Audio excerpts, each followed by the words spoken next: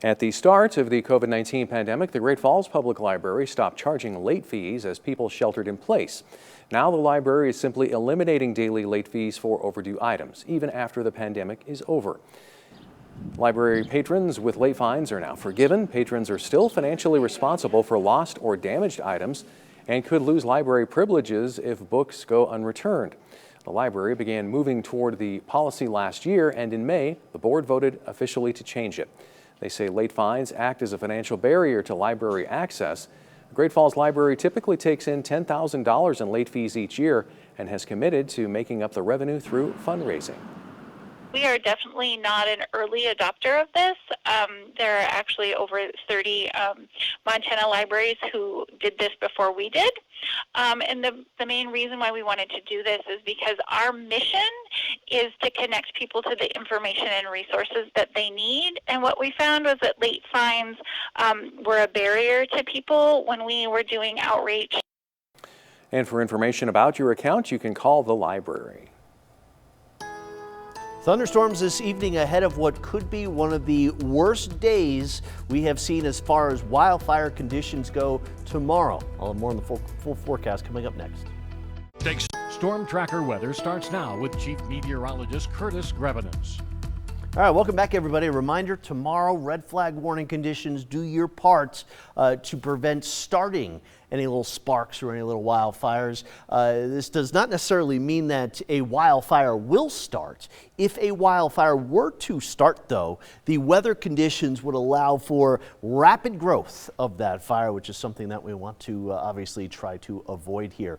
Scattered showers and thunderstorms continue to work their way through the state. There was a little element of severe threat from earlier today, but a lot of these thunderstorms are kind of more just general thunderstorms, not looking at supercell thunderstorms developing here. Nice little line that lifted northward across the high line, not very strong here. You can see a few of the lightning strikes, especially up there around the Chinook area out through Fort Belknap. A couple of storms trying around Great Falls, more so south of town into southern Cascade County, up there around Cut Bank and Kevin. We had a couple of storms come through, and also a few rounds of thunderstorms already around the Helena area.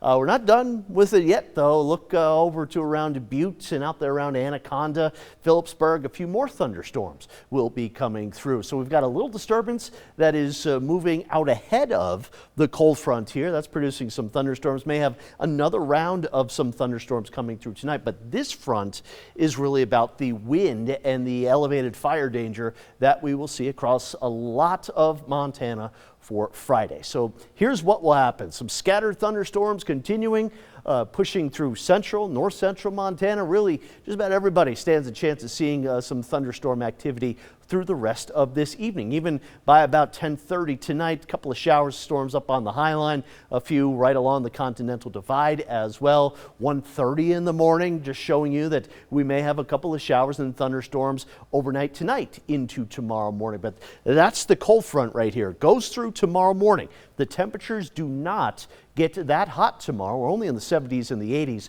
but a strong west wind across the state plus low humidity, and that means pretty high fire danger here for most of Montana. It will be a mostly sunny and really nice day with the exception of that fire danger. Then Saturday, another front will go through here, mainly dry, but that front will reinforce the wind and the high fire danger for Saturday as well. So fire variable forecast, take this with a little grain of salt here. Not too warm, not too hot for tomorrow, staying in the 70s around Great Falls, but the humidity is low. The wind gusts could be 30, 35 miles per hour. And around the Helena area, temperatures again in the 70s to near 80. Humidity may be down around 14, 15% at times. This is at 11 o'clock tomorrow, so the fire conditions will decrease, or the fire danger will decrease a little as we go through tomorrow night. Here's the forecast for tonight.